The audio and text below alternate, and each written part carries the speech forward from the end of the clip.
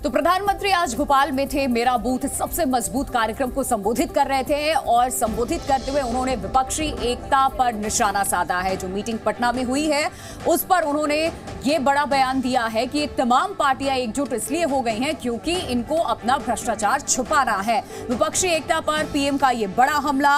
उन्होंने ये भी कहा कि कुछ लोग सिर्फ अपने ही दल के लिए जीते हैं, दल का ही भला करना चाहते हैं और वो ये सब इसलिए करते हैं क्योंकि उन्हें भ्रष्टाचार का कमीशन का कटमनी का हिस्सा मिलता है। तो ये बड़ी बातें जो प्रधानमंत्री नरेंद्र मोदी ने आज कही हैं। विपक्षी एकता पर निशाना साधते हुए प्रधानमंत्री मोदी भोपाल में मौजूद थे। आयोजित मेरा बूथ सबसे मजबूत कार्यक्रम से विपक्षी दलों पर जमकर निशाना साधा और पीएम ने कहा कि कुछ लोग सिर्फ अपने ही दल के लिए जीते हैं, दल हित उनके लिए सबसे ज्यादा जरूरी है, देश हित से ऊपर है। तो देखिए, कुल मिलाकर के 2024 के लोकसभा चुनाव की तैयारी है और क्या भ्रष्टाचारी अब बचेंगे, क्योंकि लगातार प्रधानमंत्री नरेंद्र मोदी की ये तमाम बड़ी बातें, प्रहार बीजेपी का भी शुरू हो चुका है। तो एक ग्राफिक्स के जरिए कुछ इंपॉर्टेंट पॉइंट्स आपको हम दिखाते हैं, वो इस वक्त आपकी स्क्रीन पर है और जिसको लेकर हम बातें कर रहे हैं। 24 की तैयारी, अब नहीं बचेंगे भ्रष्टाचारी, क्योंकि पीएम ने स्पष्ट कह दिया है कि 2024 से पहले उन सभी का हिसाब होगा जिसने इस देश को लूटा है, जिसने इस देश के गरीब को लूटा है।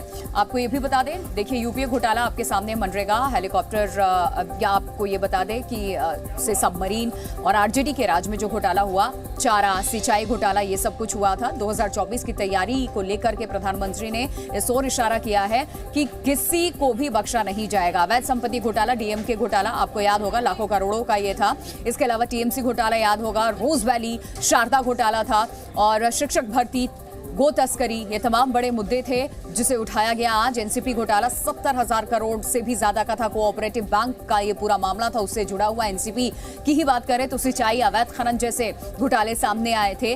तो प्रधानमंत्री ने ये घोटालों का जिक्र करते हुए स्पष्ट कर दिया कि कोई भी भ्रष्टाचारी नहीं बचेगा और जिसने इस देश को लूटा, इस देश के गरीब को लूटा, उस पर कार्रवाई होगी। कोई गरीब ये नहीं चाहता कि उसके बच्चों के नसीब में भी गरीबी रहे। हमें लोगों को ये बताना होगा कि उन्होंने अपने बच्चों का भविष्य सुधारने के लिए जिनको वोट दिया उसका क्या परिणाम हुआ। परिवार के नाम पर वोट मांगने वालों ने अपने परिवार का भला किया।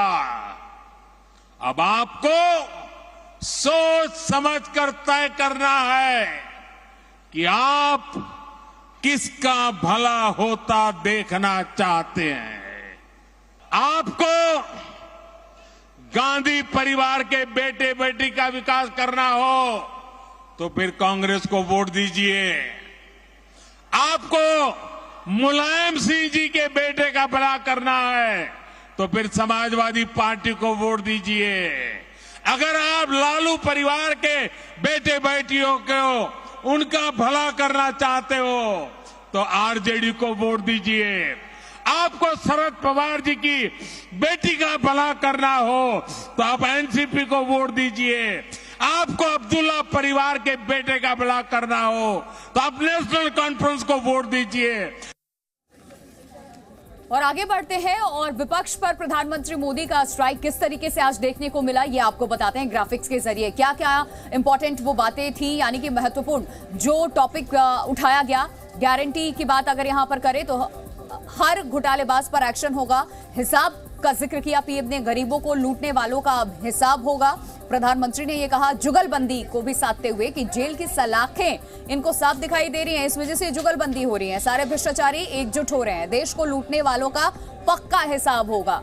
इस तरीके से आज पीएम ने विपक्ष पर निशाना साधा, घोटालेबाजों का जिक्र किया जिन पर कार्रवाई की मेरी गारंटी, इन बातों का जिक्र किया है पीएम ने। इसके अलावा यह भी कहा है जिन्होंने देश को लूटा है उसका भी पक्का हिसाब हम करके रहेंगे।